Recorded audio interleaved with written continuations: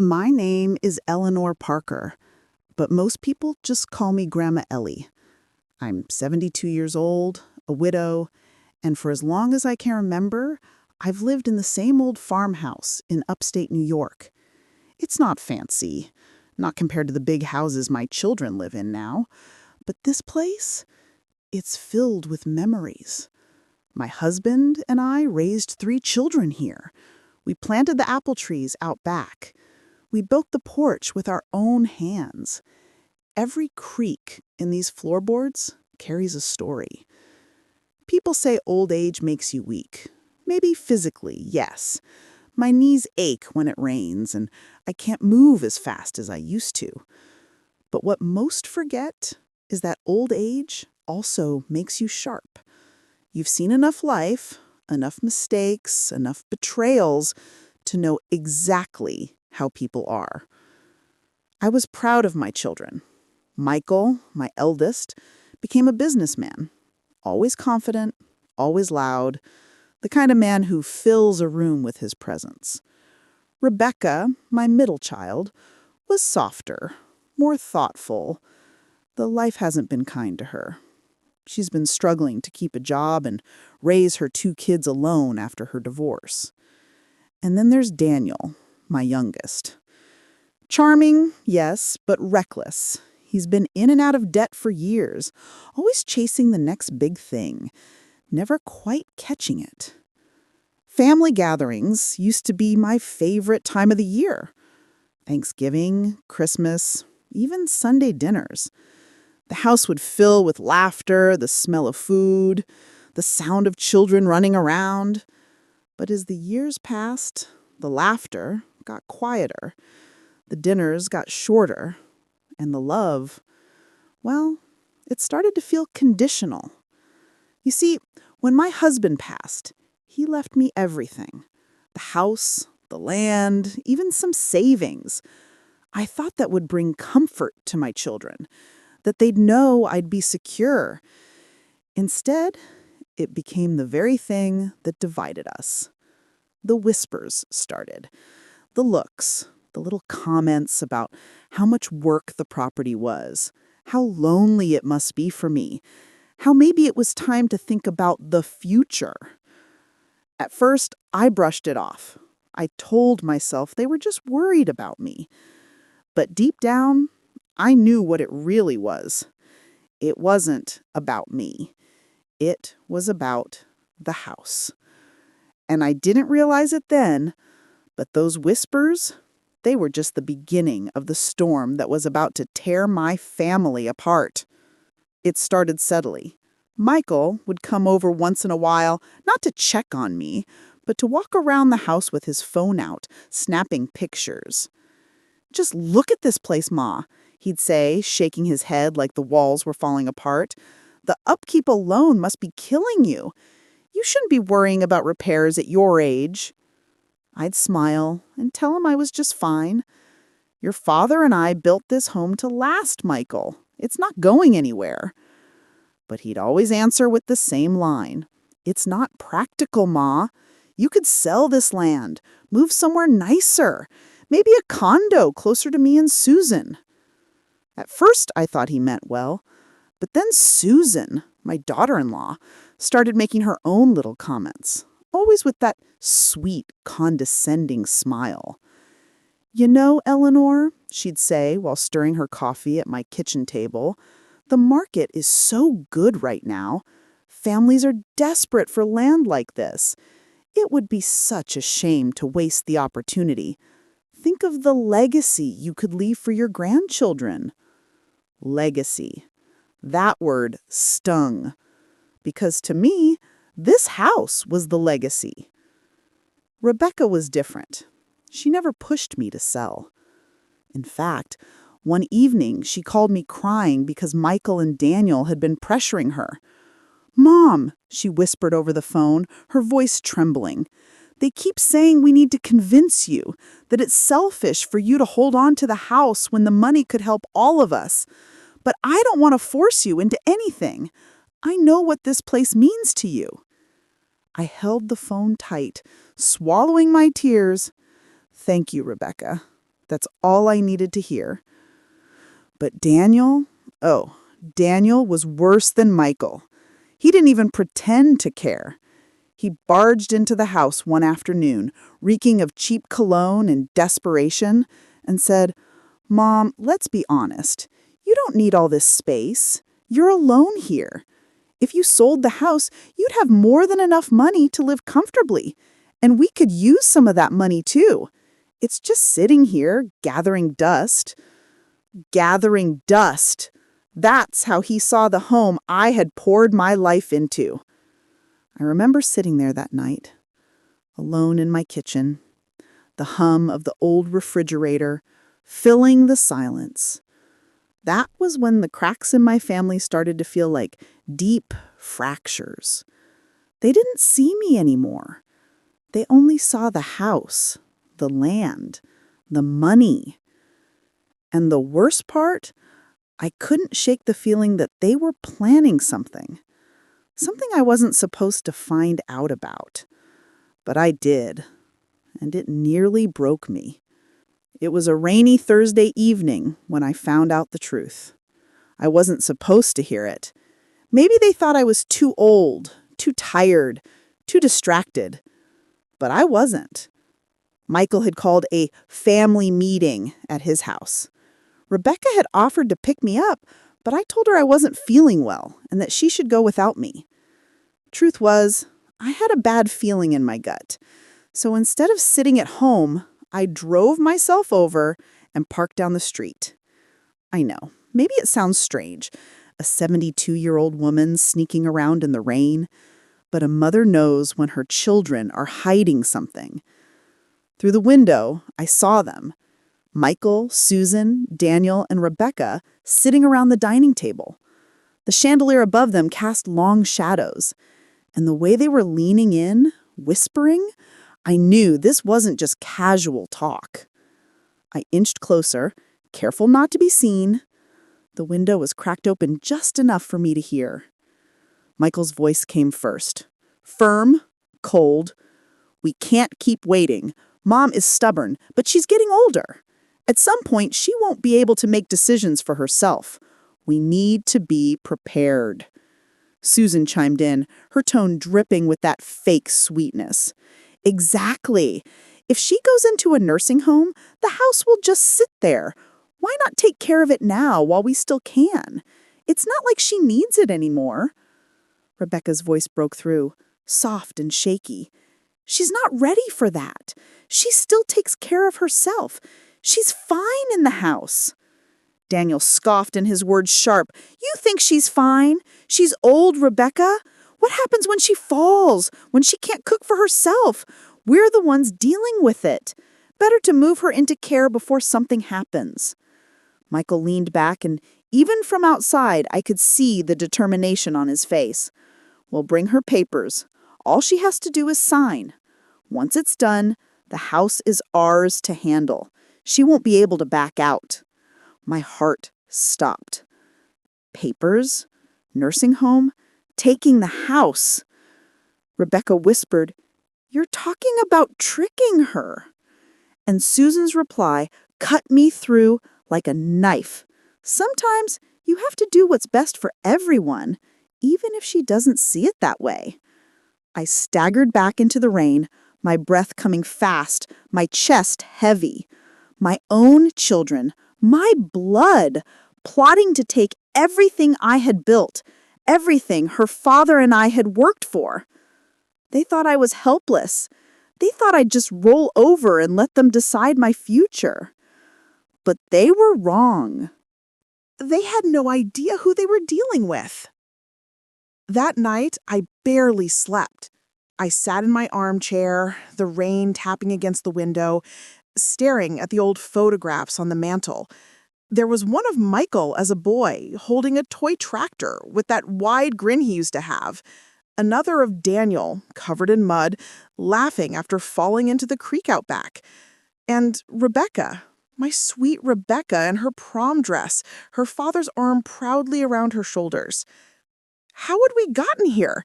How had the children I raised, the children I sacrificed everything for, turned into strangers plotting against me? I thought about the nights I stayed up sewing clothes because we couldn't afford new ones. The times I went hungry so they could have seconds at the dinner table. The years their father and I worked our hands raw just to keep this house standing. And now, my reward was to be thrown into a nursing home like I was some burden to be managed? I'll admit it, fear clawed at me. The thought of being locked away, stripped of my independence, signing papers I didn't understand, it terrified me. They thought because I was old, I was weak. But I wasn't weak. I was wounded. And there's a difference. My husband always said, "Ellie, you've got a mind sharper than any man I know. Don't you ever let anyone tell you otherwise." I could almost hear his voice that night, steady and strong. And in that moment, I made a decision. If my children wanted to see me as helpless, I would let them. I would let them underestimate me. I would nod. I would smile. I would even play along. Because while they were busy plotting, I would be planning. They wanted to take my house, my land, my dignity. But I was going to teach them a lesson they'd never forget. And the first step was finding out just how far they were willing to go. A few days after that meeting, Rebecca came by the farmhouse. She looked exhausted, her hair pulled back in a messy bun, dark circles under her eyes. She tried to smile, but I could see the weight she was carrying. "Mom," she sighed, collapsing into the kitchen chair, "I don't know how much longer I can do this." I poured her some tea and sat across from her. "Do what, sweetheart?" She rubbed her forehead. "Everything. Work, the kids, the bills. It's all piling up. Michael and Daniel keep telling me that if you sold the house, things would be easier for all of us. They make it sound like it's the only option." My chest tightened. "And what do you think?" She looked at me then, her eyes wet. "I think they're wrong. But Mom, sometimes I wonder if I'm being selfish holding on to principles when we're drowning. If there really is a way out, maybe I should take it, for the kids." I reached across the table and held her hand. "Rebecca, this house isn't just walls and wood. It's our life, our history. Once it's gone forever. Don't let them convince you otherwise." She nodded, but I could see the conflict in her. She wanted to stand by me, but the pressure was eating away at her. And then she whispered something that cut me deeper than I expected. "They said if I don't help them convince you, they'll shut me out. Michael told me I'd regret standing in the way. And Daniel, well, he knows about the loan I took from him when things were bad last year. He said he'll tell everyone I never paid him back if I don't cooperate." I froze. My own sons, threatening their sister, using her struggles as leverage? Rebecca squeezed my hand tighter. "Mom, I don't know how much longer I can take this." I forced a smile, though inside my heart was cracking. "Don't you worry, darling. You do what you have to do, and let me handle the rest." She gave me a confused look, but I meant every word. Because in that moment, I knew something important. My children weren't just greedy. They were desperate. And desperate people make mistakes. And I was going to be ready when they did. It was a Saturday afternoon when the truth finally hit me like a brick to the chest. I had gone into town to pick up some groceries, and as I was walking back to my car, I heard voices near the coffee shop patio. Familiar voices. Michael, Daniel, and Rebecca. I stopped in my tracks. I know I should have just kept walking, but something in me couldn't move. I leaned against the wall, my heart thudding, listening. Michael's voice was sharp, impatient. "Rebecca, you have to stop dragging your feet. If Mom doesn't sign those papers soon, we could lose the buyer's interest. Do you realize how much money is on the line?" Rebecca's reply was faint, almost pleading. I don't feel right about it. She's our mother." Daniel's laugh was bitter. "You think she's going to live forever? Stop being so dramatic. This is reality. You need the money as much as we do. Or have you forgotten the mess you're in?" There was silence. Then Rebecca's voice, low, shaky, but clear enough. "Fine, I'll help. But after this, I'm done." My grocery bag slipped from my hand, cans clattering against the pavement. The sound startled them, and Rebecca turned around, her face going pale when she saw me. "Mom!" she gasped, rushing towards me. I couldn't even look at her.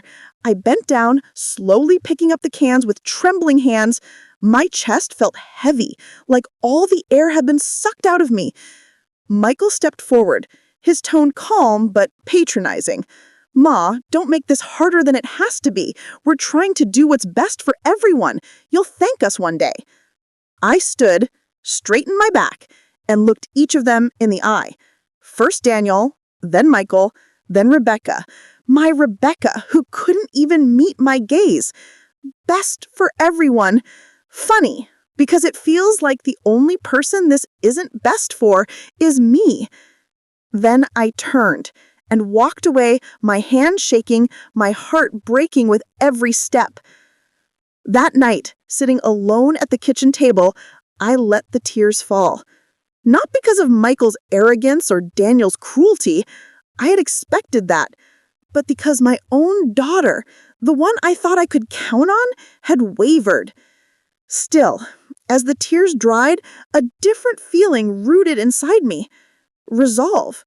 If they wanted me out of the way so badly, I'd give them a fight they'd never forget. And the next time they showed up with their precious papers, they'd be walking straight into my plan. They arrived on a bright Monday, the kind of sunlight that makes everything look too cheerful for what it hides. Michael pulled up in his new SUV, Susan beside him with her perfect nails and perfect smile. Daniel rolled in behind him, late as always, smirking like the world still owed him something. Rebecca followed in her small sedan, avoiding my eyes as if they'd burn a hole through her. They filled my little living room with their voices. Too loud, too confident. Michael set a leather folder on my coffee table like he was placing a trophy. "Ma," he said, folding his hands, "we thought today would be a good day to sign the paperwork. Everything's been prepared. It'll make things easier for you, for all of us." I poured tea for everyone, even though my hands were clumsy with the tremor of adrenaline. My hands have trembled with grief before, with joy before, but never with this particular cold that comes when family becomes a courtroom. Susan began to talk, soft, rehearsed, about care plans and assisted living and how much simpler life would be. Daniel made a joke about downsizing and got a laugh from Michael. Rebecca sat there, jaw clenched, eyes glossy. It felt like watching a play where everyone already knew their lines, and I was the only one who hadn't rehearsed. They passed me the papers like a baton. The top sheet had official stamps in fine print and words I pretended not to read. Guardianship, power of attorney, estate transfer. Michael kept his hand on the folder, possessive. "We only need your signature, Ma. It's all for your best interest." My chest tightened. I could see the map they'd drawn in their heads. My house sold, the money divided, their problems smoothed over with my name on a page. They believed the signature would be a finality, binding and irreversible. They believed I was the sort of woman who would fold beneath a pen. "Can I read them?" I asked. They blinked like I'd said something rude. Susan's smile dropped for a split second. "You don't have to, Mom. We can—" "I'd like to read them," I said louder. "I want to know what I'm signing." Michael's jaw ticked. "It'll take too long. They're standard forms. Just trust us." Trust. The word tasted bitter. They expected me to trust them because I had once trusted them without reservation. But I have folded my trust and stored it like china, carefully, and only to be handled when I know the hands. I took the folder and flipped through the pages slowly, deliberately. I read aloud sections the way someone reads the weather, plain, factual, unemotional, because if I let my voice shake, they'd see the corner they could cut.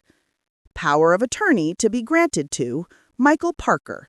Guardianship designated to Susan Parker. I let the silence hang after each name. Rebecca's face went white. Daniel shifted like a man who's been stabbed but doesn't want to make a scene. Michael cleared his throat. It's straightforward, Ma. You'll have full access to whatever you need. This is just to make sure there are no complications. I nodded and closed the folder. For a heartbeat, I thought of the old lockbox in my bedroom, the one under the loose floorboard where I kept my husband's letters and the deeds. My throat tightened with memory, his handwriting looping across paper, telling me we'd always be careful. We had been careful once. I set the folder down, smiling slowly. You know, we shouldn't rush these things. Michael looked relieved, expecting me to stall. Exactly. We can arrange to have the lawyer come by tomorrow. We just wanted to get your agreement in principle. I agree in principle, I said, and it sounded like the kind of compromise a woman is supposed to make. But I don't sign anything without the lawyer here. Let's make sure everything is transparent. There was a shuffle of paper, a murmur. Susan's smile turned brittle. Of course, Mom, that's reasonable. They left with promises to return the next day, confident, certain, triumphant. I watched them go, the taillights shrinking down the gravel drive, the way they had always left, on their terms. I walked into my bedroom and knelt at the little rug beside the bed. My fingers found the loose board like old muscle memory. I slid it back and opened the tin I kept beneath it. Inside were the things they didn't know about. Copies of documents I'd quietly set in motion months earlier, names of people who owed me favors, and a folder labeled in my husband's hand for when they think I'm weak. My lips tightened around a smile that hadn't been there in years. They thought they were walking into an empty room with a confused old woman. They didn't know I had been preparing for this long before the rain that night, before overheard whispers by the coffee shop. They didn't know I had already set wheels in motion on my own terms. I smoothed my palms over the papers and felt the cool certainty of paper and ink. Outside, a car pulled back into the driveway. Someone was coming early. I folded the papers back in the exact order, slid the board into place, and stood up straight. When they opened the door, beaming, folder in hand, I met them with the same calm I used to tuck my children into bed with. So, shall we get started? They came back exactly when they said they would.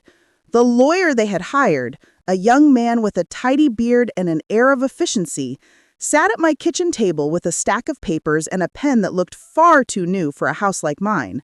Michael sat too close. Susan arranged her purse on the chair beside her as if to block my view of the hallway. Daniel hovered by the doorway like a stray dog waiting for scraps. Rebecca sat quieter than a church mouse. The lawyer smiled and cleared his throat. Mrs. Parker, I have the guardianship and power of attorney documents here. I can walk you through them. He used the sort of tone you use when talking to someone you think needs instructions for a simple task. I picked up the pen they thrusted toward me and turned it over between my fingers. It was a nice pen, maybe $30. My hands were steady. My voice was steady. Inside, the weather was stormy, but I kept my face calm. Before we begin, I have a few questions, I said. Michael bristled. We already went over this. It's all standard. Standard for whom? I asked. For people who assume the elderly should sign away their lives for convenience? My words were gentle, but they cut like glass. Is there an appraisal? Who are the buyers? What protections are in place to ensure my wishes are honored? And this is very important. What happens to the grandchildren's inheritance if the house is sold? The lawyer blinked, flipping through his papers. Well, the plan is to sell the property and distribute the proceeds as the family sees fit. Guardianship would simply allow you to be placed in care without delay. You want to put me where? I interrupted, letting the question hang in the air like an accusation. Susan's smile tightened. Eleanor, we're only trying to make it easier for you. We're worried about your safety. Safety, I repeated. Funny word. There's a lot of ways to be safe. Being watched by someone who's really trying to sell you out is not one of them. They did not expect me to say any of this. I could see it in the small surprise that flitted across Michael's face. He'd been counting on my silence. He'd been counting on the quiet compliance of a woman who lived by habit and fear. While they talked, I watched them like a player watches opponents at a card table. I let them think they were winning. I nodded at the right moments. I agreed in principle that paperwork was sensible. I even signed a small form consenting to a review, a harmless piece of paper that made Michael relax and lean back in his chair. On the drive home that night, my palms still smelled faintly of ink. The house was quiet, as most nights were, but inside I felt electric. I pulled the curtains shut and walked straight to my bedroom. Under the loose board, I pulled out the file I'd been keeping, copies of deeds, a letter from an attorney I'd consulted months earlier, and a new document I had drafted the week before, the kind of document that changes the game. You see, I had done my homework. I had not just been a woman waiting for betrayal, I had been a woman who read legal language like scripture. I'd called an old friend of my husband's, a man who'd owed us favor, and he introduced me to a small-town attorney who didn't care for flashy suits or fat retainer fees. He cared about justice. He also cared secretly about people who were underestimated. We had set up something simple. A trust. Not for Michael, not for Daniel, and not for Susan. For the grandchildren. For the children on the good days, the bad days, and the ones that came after me. I named Rebecca the trustee because, despite everything, I trusted her with the one thing that couldn't be undone easily, her grandchildren's future. The paper in my hand was firm. It transferred the title of the land, not the house itself, because the house was my heart, but the acres surrounding it, into a trust that could not be sold without the trustees' unanimous consent. It also included a clause that made any attempt to coerce me into signing over the rest a matter of public record. Quiet deception can be lethal. So can documentation. I slept on the documents that night. I woke up with certainty. The next morning, I invited Rebecca for tea. She came, of course, and her face was pale. She sat down opposite me, and I placed the steaming cup between us. "I know what you did the other day," I said softly. "I heard you." Her eyes filled, and she looked away. "I'm sorry, Mom." "Are you?" I asked. "Or are you sorry you got caught?" She stared at me and then nodded. "I helped because they scared me. I thought if I played along, they'd stop pushing. I thought it would all just go away." "It won't go away," I said. "Not if I let them take what's left of our history." She reached for my hand. "What will you do?" I smiled, and it felt something like sunlight through frost. "I'm going to do what I should have done years ago. I'm going to stop being polite to people who wear blood as a fashion accessory." We developed a quiet plan. Rebecca would act like she was still cooperating. She would be our inside voice. I would be the outside face, the frail grandmother they thought they could box in. And while they moved their pieces, I would move mine. Days passed, and I played the part well. I let Michael believe he was steering the ship. I let Susan continue her rehearsed concern. I let Daniel think he'd won when he flexed his empty threats. I signed forms here and initialed pages there, trivial things that made them feel secure. Behind my polite expressions and careful tea pouring, I was working. I made calls to my attorney friend. I signed the trust documents. I transferred the land into the trust with the proper filings. I had witnesses. I had everything notarized. I left breadcrumbs Small, intentional acts that would become an unspooling thread when the time came. And I started to collect the evidence they didn't know existed. Susan had a pattern: little cash gifts to Daniel, suspicious transfers, receipts that didn't match up. Daniel had debt collectors' messages saved on his phone and a history of empty promises. Michael had emails, thin, arrogant messages talking about buyers and closing fast. I didn't need to pry. I just needed to be patient. People leave records when they talk too loudly.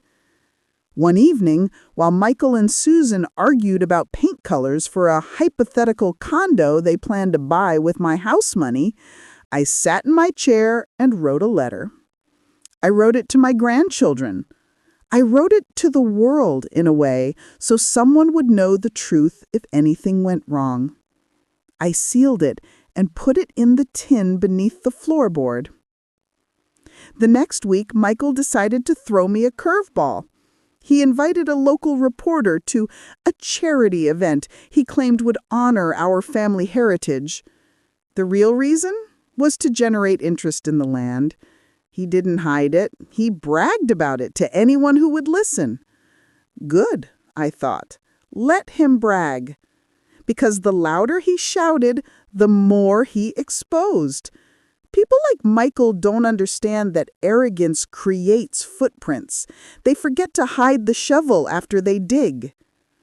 On the night before the big closing, Susan stopped by late, ostensibly to check on me. They thought secrecy would shield them. She leaned in and said, under the pretense of concern, "You're making a big mistake, Eleanor. Think about Rebecca. Think about your legacy." I poured her tea with hands that did not tremble. I set it down and smiled, the way you smile before you deliver bad news to someone who thinks they've won. I have thought about my legacy, more than you can imagine. She left with the same tight smile, convinced she had planted a seed. She did not know the soil was already turned. That night I sat on the porch watching the fireflies blink across the field. The house was quiet. The moon was a thin sliver. My grandchildren's laughter from a memory long ago echoed in the dark. And in the quiet, I realized something that steadied me more than any paper could. Revenge is not always about cruelty. Sometimes it's about justice. Sometimes it's about showing a family what happens when they treat a life like an asset. Tomorrow, they would come to take me to sign the final documents. They thought the finish line was theirs. They weren't ready for the truth. "Oh, I know exactly what I'm saying," I interrupted. "And I have receipts. Your emails about buyers, your so-called charity event, your lies about renovations, all documented. Susan, I've seen the transfers you've made to Daniel to cover his debts. And Daniel, I've heard the collector's messages. Do you think blackmail disappears into thin air?" Their faces drained of color. The lawyer cleared his throat, uncomfortable. "Mrs. Parker, are you saying you've already executed—" "Yes," I said firmly. "This land cannot be sold, not by Michael, not by Susan, not even by me. It belongs to the future of this family, not the greed of its present." Silence fell like a hammer. Susan's lipstick smile faltered. Daniel muttered under his breath, cursing. Michael slammed his palm against the table so hard the teacups rattled. "You can't do this," he shouted. "This is our inheritance." I rose to my feet, slower than I once did, but strong enough. "Inheritance," I repeated. "It isn't a right. It's a gift. And none of you have earned it." The room pulsed with shock. Rebecca, tears in her eyes, whispered, "Mom, you saved everything." "No," I said softly. "I saved what mattered. The house may fall someday, the wood may rot, but the land, The soil where my husband and I built this life will never be sold to pay for selfish dreams." Susan grabbed her purse and stood. "You'll regret this," she spat. "Perhaps," I said, "but at least it will be on my terms, not yours." Michael looked at the lawyer, desperate. "Tell her she can't do this." The lawyer shifted uncomfortably, gathering his papers. "Actually, she can, and she already has." For the first time in years, I felt something bloom in my chest. Relief, power, peace. I had not only defended my home, I had defended my dignity. As they stormed out, faces twisted with rage, I sat back down in my chair. I poured myself fresh tea, calm and deliberate. Rebecca stayed behind, silent, overwhelmed. I smiled at her. "Now, child, the real work begins." Because revenge was never about destroying them, it was about protecting what they thought they could take. It didn't take long for Michael to try to escalate things. He wanted attention, validation, maybe even sympathy for his poor mother. He invited the local reporter back, claiming he was hosting a community event to honor the Parker family legacy. He didn't know I had anticipated this. When the reporter arrived, camera in hand, I greeted him warmly. "Thank you for coming," I said, voice calm, almost sweet. "You'll want to hear the real story." Michael puffed up, confident. "Ma, really, you don't need to." I held up a hand. "No, Michael, it's time everyone hears the truth." Susan's face went pale. Daniel's jaw tightened. Rebecca, standing quietly by my side, gave me a small nod. I began addressing both the reporter and the small crowd that had gathered outside. "This house, this land, it has been in my family for generations. And yes, my children wanted me to give it up. They pressured me. They threatened me. They tried to convince me that I was too old, too frail, too weak to make my own decisions. And some of them even attempted to manipulate Rebecca here, using fear and debt as leverage." Whispers spread through the crowd. I could see the neighbors. Familiar faces exchanged glances, some shocked, some appalled. Susan opened her mouth, but I didn't let her speak. "Let me finish. Every attempt to take what I built was recorded, documented, and countered legally. The land around this house is now in a trust for my grandchildren, with Rebecca as the trustee. No one can sell it. No one can take it. And the schemes my children tried to pull, emails, hidden transfers, manipulations, they're all on record. It's public, it's legal, and it's unalterable." Michael's face turned red. "Mom, this isn't what we—" "It is exactly what it is, Michael. Greed has consequences. Lies have consequences. Daniel, pretending to care while manipulating has consequences. Susan, you wanted to see me helpless. You thought I would bend, but I don't bend. I stand." The reporter's camera clicked rapidly. This is incredible," he murmured, already typing notes into his phone. Neighbors began murmuring. Some shook their heads in disbelief. Some muttered about how the Parker family was always a perfect picture until now. And Michael, Daniel, and Susan could do nothing but stand there, cornered by their own arrogance. Rebecca stepped forward, holding my arm. "They can't do anything now," she said quietly. "No," I said, "and this is just the beginning. They will remember today every time they think of trying to manipulate someone they think is weak. They will remember that there's a line you do not cross when it comes to family, when it comes to trust, when it comes to love disguised as property." Michael turned to leave, but the reporter called out, "Wait, can we get statements from all parties?" Susan froze. Daniel glared, and Michael, he swallowed hard. None of them had prepared for this kind of scrutiny. As they stormed off, I felt a weight lift from my shoulders. The revenge wasn't cruel, it wasn't spiteful, it was justice, and it was public. Rebecca hugged me tightly. "Mom, you did it. You taught them." I smiled. "No, child, we did it, together." And in that moment, I realized that the power I had reclaimed wasn't just mine, it was ours. The strength of the women in this family, standing firm when greed tried to take everything. Tomorrow, the story would be in the paper. The neighbors would talk, and Michael, Daniel, and Susan would know true strength isn't always visible. Sometimes it's quiet. Sometimes it waits. And when it strikes, it leaves a mark that lasts forever. The days after the confrontation felt surreal. The newspaper ran the story, and suddenly everyone in the neighborhood knew what happened. Michael's friends avoided him at the golf course, whispering about how his arrogance had backfired. Susan couldn't face the women at the book club without feeling the sharp sting of judgment. Daniel, he spent hours trying to call his contacts to fix what he couldn't. But me? I woke up each morning in my home, surrounded by the walls I had built with love and labor, and for the first time in years, I felt safe. I poured my tea, watched the sun spill over the fields, and listened to the wind in the trees. This house, this land, these memories, they were mine again.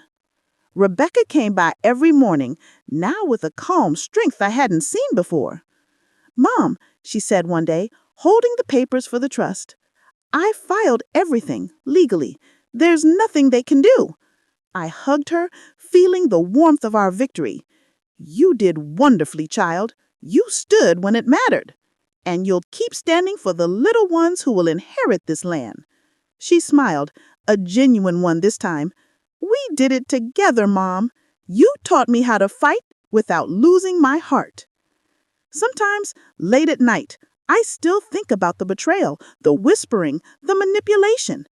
I let myself remember the fear, the heartbreak, but I also remember the calm, the patience, the planning, and the eventual triumph. I didn't just protect land or money, I protected dignity. I protected my family from greed, from lies, from short-sightedness. And maybe, in some strange way, I taught my children a lesson they'll carry forever, that underestimating a mother, a grandmother, a woman who loves her family fiercely is a mistake you don't get to repeat.